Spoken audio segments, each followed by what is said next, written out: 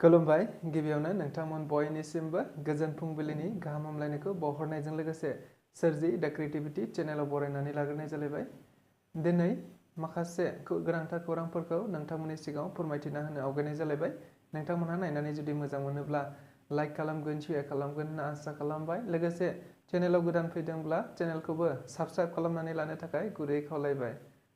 थ' बिदिब्ला जोङो दिनैनि माखासे गोनांथार खौरांफोरखौ खोनासंलांदिनि।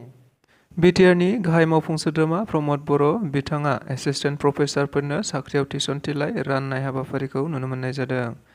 मख'नो गोनांदि बिटिआरनि गाहाय मावफुं सोद्रोमा प्रमद बर'आ ओनसोलाव थानाय गुबुन गुबुन भेन्सार फरायसालिजों लोगोसे सरकारि साख्रि नङै बिथांमोननि थाखाय गोबांथार बेबायदिनो थिसनथिलाय राननाय हाबाफारिफोरखौ नुबाय थानाय बायदिनो मैयाबो आरोबाव चिरां जिल्ला खुंथायनि सिङाव थानाय मोनसे मावख'आव थारैनो बिथांमोनहा एसिस्टेन्ट प्रफेसारफोरनि थिसनथिलाय लेखाखौ राननायखौ नुनो मोननाय जादों। जेराव मिथिनो मोननाय बायदिब्ला चिरां जिल्लानि सिङाव थानाय गासै 18 एसिस्टेन्ट प्रफेसारफोरनो बे थिसनलाइनि बिलाइखौ राननायखौ नुनो मोननाय जादों। लोगोसे सिगाङावबो बिटिआरनि गाहाय मावफुं सोद्रोमा प्रमद बर' बिथाङा गुबुन गुबुन समाव गुबुन गुबुन थाखोनि फोरोंगिरिफोरनि थाखाय एबा साख्रिआवलाफोरनि थाखाय बेबायदिनो साख्रिनि थिसनथिलाय बिलाइखौ राननानै होबाय थानायखौ नुनो मोनबाय थानाय जादों। थारैनो बिटिआरनि गाहाय मावफुं सोद्रोमा प्रमद बर' बिथांनि दैदेननायाव बेबायदि लानाय एबा साख्रियाव थिसननाय हाबाफारिखौ नोजोर बोनानै गोबां सोद्रोमाफोरा बिटिआरनि गाहाय मावफुं सोद्रोमा प्रमद बर'जों लोगोसे इउपिपिएल सरकारखौ जोबोद बाख्नायनायखौ नुनो मोननाय जादों होननानैबो खौरां बिजोंनि गेजेरजों नुनो मोनदों। कसुगाव मण्डल बिजेपिनि मावखुलियाव सिनाय मोनै सुबुंफोरा बेरा होखननायखौ अर लागायनानै होदों। मिथिनो मोननाय बायदिब्ला क'क्राझार जिल्लानि सिङाव थानाय कसुगाव मण्डल बिजेपिनि गाहाय मावखुलियाव थानाय सोरगिदिं वाल लागायनानै होनाय मोनसे बेराखौ थारैनो सिनाय मोनै सुबुंफोरा अर लागायनानै होदों। जेराव सोरगिदिं बेरानि बांसिनानो खामबाय होननानै मिथिनो मोननाय जादों। जाय जाथायखौ लानानैनो पुलिसनो खौरां हरबाय आरो पुलिसफ्राबो नायफैनाय जाबाय होननानै मिथिनो मोननाय जादों। लोगोसे बे हाबाफारिजोंनो लोब्बा लाखिनानै मैया बिजेपिनि दैदेनगिरि बिथांमोनहा नुजाथिहैनानै थारैनो बे बाथ्राखौनो सन्देह खालामदों दि बिजेपिनि सुथुरफोरानो एबा अपोजिसन पार्टिफोरानो बे हाबाफारिखौ मावदों होनना बुंथिदों। बेनिखायनो खौरांगिरि बिजोंनि गेजेरजों बिथांमोना बुंथिबावनाय बायदिब्ला थारैनो जाय सुबुंफोरा बेबायदि गाज्रि हाबाफारिजों लोब्बा दङ बिथांमोनखौ हमनानै थाबैनो जेसे हायो एसे गोख्रों साजा होनांगौ होननानैबो खौरांगिरिफोरनि गेजेरजों बुंथिनानै होदों। लोगोसे थाबैनो बिथांमोनखौ गोख्रों साजा होथारनांगौ होननानैबो पुलिस प्रशासननिसिम खावलायहरबावनायखौ मिथिहोदों। क'क्राझार डिस्ट्रिक्ट रड सेफ्टि कमिटिनि बानजायनायाव मोनसे कार रेली हाबाफारि लानायखौ नुनो मोननाय जादों। मख'नो गोनांदि क'क्राझार डिस्ट्रिक्ट रड सेफ्टि कमिटिया थांनाय 1 दाननि सिगांनिफ्रायनो लामायाव सांग्रांथि मोनसे हाबाफारि लाबाय थादोंमोन।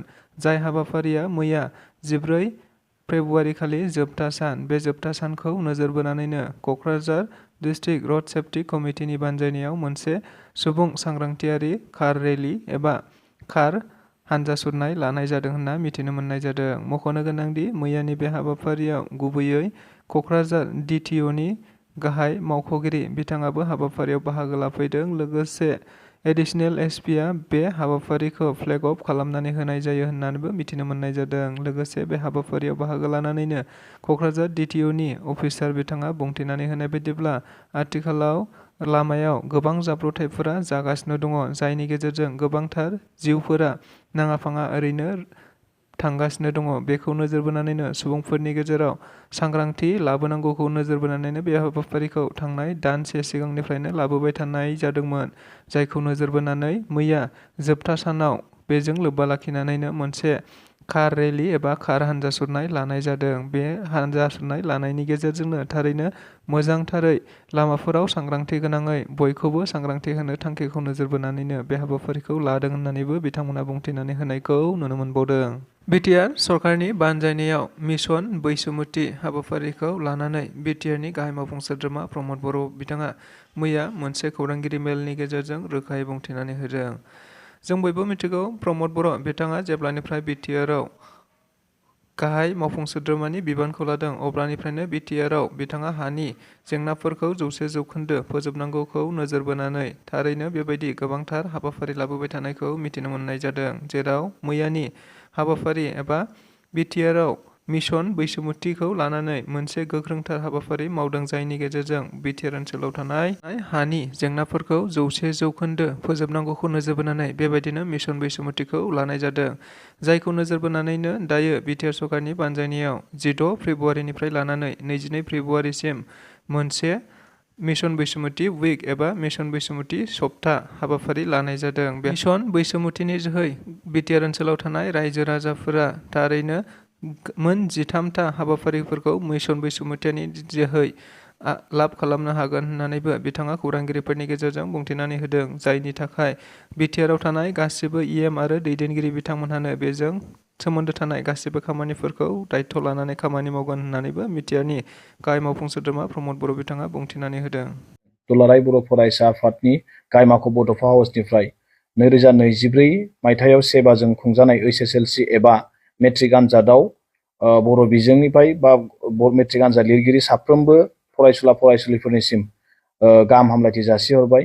मिजिंथिदों बे आनजादाव जोंनि साफ्रोमबो फरायसुला फरायसुलिफ्रा मोजाङै मोजां उथ्रिसारनानै गावबा गावनि थांखियाव सौहैनो हागोन, जों बेखौ मिजिंथिदों। लोगोसे बर' हारिनि सासे सुबुं दोन जागोन, बेखौ जोङो मिजिंथिदों। लोगोसे दुलाराय बर' माहारिखौ जों फोरमायथिनो लुगैदों दि दुलाराय बर' फरायसा आफादा आसामनि टप 10 एबा 10थि मासियाव आवग्रिनो हानाय, बेयाव सोरबा बर' बिजोंनिफ्राय आवग्रिनो हायोबा 1 लाख रां होगोन होननानै जों फोसावदोंमोन। नाथाय आसाम सरकारा देग्लाय बेखौ होनाय जानाय नंला होनना फोसावदों। जुदि आसाम सरकारा बेखौ होनाय जायो अब्ला जोंबो बे 1 लाख रांखौ होनाय जागोन। मानोना दिनैसिम बर' बिजोंनिफ्राय 2017 मायथाइयाव सासेल' फरायसाया बे टप 10 मासियाव मोननो हादों, दासिम मोननो हादों। बेजों लोगोसे दुलाराय बर' फरायसा आफादा बोसोरफ्रोमबो होनाय बायदियै बर' बिजोंनिफ्राय गिबि 10थि मासि आवग्रिनो हानाय फरायसाफोरनो कमल कुमार ब्रह्म देरहासार बान्था जों होनाय जायो। बेखौबो देग्लायबो जों बेखौ होनाय जागोन। दा बेजों लोगोसे देग्लाय बर' बिजोंनिफ्राय गासै 14,936 फरायसाफ्रा बाहागो लागोन आनजादाव। बेजों थांनाय बोसोराव 16,597 दंमोन। थांनाय बोसोरनि कम्पेयार नायोबा देग्लाय 1,661 फरायसाफ्रा खम जादों। दा बेखायनो जोंनि बर' बिजोङाव मेट्रिक होनाय अनजिमाया बोसोरफ्रोमबो 1,000, मालाबा 1,500 बा 2,000सिम जों खमायबाय थानायखौ नुदों। दा बेखायनो बेजों लोगोसे आं साफ्रोमबो बर' रायजो राजा बिथांमोनखौ बर' बिजों फरायसालियाव फरायहोनो थाखायबो खावलायनाय जाबाय। गोजोन्थों। प्राइभेट आरो सरकारि मोननैजों मिलायनानै 14,936 फरायसाफ्रा देग्लाय बाहागो लागोन। जों दुलाराय बर' फरायसा आफादनिफ्राय गोबां फरायसालि गिदिंबाय आरो 2006 मायथाइनिफ्राय जे सोलोंथाइ बोसोर फसंनायनि उनाव 2007 मायथाइनिफ्राय गुन गोनां सोलोंथाइनि मावथांखि हाबाफारि मावबोनायनि उनाव जों मिथिबाय जे गोबां जोंनि बर' बिमा बिफाफ्रा बर' बिजोङाव फरायहोनाया खम जालांदों आरो बेजों लोगोसे सरकाराबो जोंनि फरायसालिफ्राव नांगौ रोखोमै फोरोंगिरि थिसना, नांगौ बायदि समाव बिजाब हरा आरो बेजों लोगोसे जोंनि भेन्सार गोबां फरायसालि दं, बैफोरनि जेंनाखौ फोसाबनानै होआ। बैफोरनि थाखाय जोंनि फरायसाफ्रा लासै लासै खमायबोबाय थादों। दा बेखायनो बयबो सांग्रां जानाया जोबोद गोनांथार। बेखौनो खावलायगोन साफ्रोमबो बर' बा साफ्रोमबो फरायसुला फरायसुलिफ्रा जाहाथे आनजादखौ मोजाङै मोजां गावनि बायदियै गावनि मेलेमजों जाहाथे लिरनो बयबो नाजायो। गुबुन गुबुन बोसोरफ्रावबो नकल हमनानै एक्सपेल खालामनाय जों गोबां नुबोदों। नाथाय देग्लाय एसे सरकारा गोब्राबै मोनसे राहा लानो नागिरदों। बेखायनो जोंनि फरायसुला फरायसुलिफ्रा जाहाथे बै थासारिजों मोगा मोगि जाया, बेखौ जोङो मिजिंथिदों। आरो बेजों लोगोसे जों सरकारखौ खावलायगोन दि जाहाथे आनजादखौ मोजाङै मोजां खुंफुंनो हायो। मानोना जोंनि फरायसाफ्रा मोनसे गोब्राब नाजानानै मोनसे थांखि लानानै फरायो आरो बेनि गेजेरावनो जुदि मालाबा सोंथि बिलाइया लिक जानानै बा सोरनोबा जुदि भाइरेल जानानै जुदि थायोबा फरायसाफोरनि गोसोआ बायो। दा बेखायनो आसाम सरकारजों लोगोसे जोंनि साफ्रोमबो आनजाद सामलायगिरि, आनजाद नायदिंगिरि बिथांमोनखौ खावलायगोन जाहाथे आनजादा खोब मोजाङै जाहाथे जायो, जेबो जेंना जेंसि गुबुन बोसोरनिफोरबायदि जेंना गैयालासे मोजाङै मोजां जाफुंसारगोन, जोङो बेखौ खावलायगोन। बिसेसनिखौ जोङो मोजाङै मिथिजोबा, मानो होनबा सोरबाया CBSE आव, सोरबा आसेकआव, गुबुन गुबुनाव फरायनो थाहैयो गुबुन गुबुन जायगायाव। नाथाय जोङो जि मेट्रिक आनजादनिखौ जों नायोबा जों एबार खोब मोजां मोनसे जागोन बेखौ सानदों। मानोना जों बावैसो सिगां जों सेन्ट्रेल टेलेन्ट सार्च मोनसे एग्जामिनेसन जोङो खुंदोंमोन आरो बेनि रिजाल्टखौ नायबा जों बेयाव गोबां मोजां मोजां नाम्बार मोननानै बेयाव उथ्रिसारनो हादों फरायसाफ्रा। बेखौ जुदि नायोब्ला जोङो मिथिना मोनो देग्लायनि मेट्रिक रिजाल्टआव हयथ' मोजाङै मोजां उथ्रिसारनो हागोन। मानोना जों सिगां बोसोरनिफ्रायनो जों मोनदों जाय फरायसाफ्रा टेलेन्ट सार्च आनजादाव गिबि एबा नैथि एबा थामथि मासि आवग्रिनो हादों बै फरायसाफ्रानो मेट्रिक आनजादावबो सेथि नैथि थामथि बायदि आवग्रिनो बिथांमोना हादों आरो मोजां मोजां नाम्बार मोननो हादों।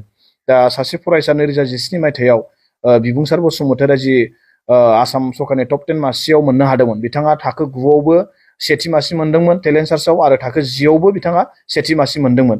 आरो बे समाव जों हमनो हादोंमोन बिथाङा मोजां मोनसे रिजाल्ट खालामगोन। आरो देग्लायनि जि टेलेन्ट सार्चनि रिजाल्टखौ नायोबा जि थाखोआव गोबां मोजां मोजां नाम्बार मोननो हादों फरायसाफोरा, आरो बेखौ नुयोबा फैबाय थानाय समाव बे देग्लाय माने गोबां मोजां जागोन, रिजाल्टआ मोजां जागोन बेखौ जों आसा खालामदों।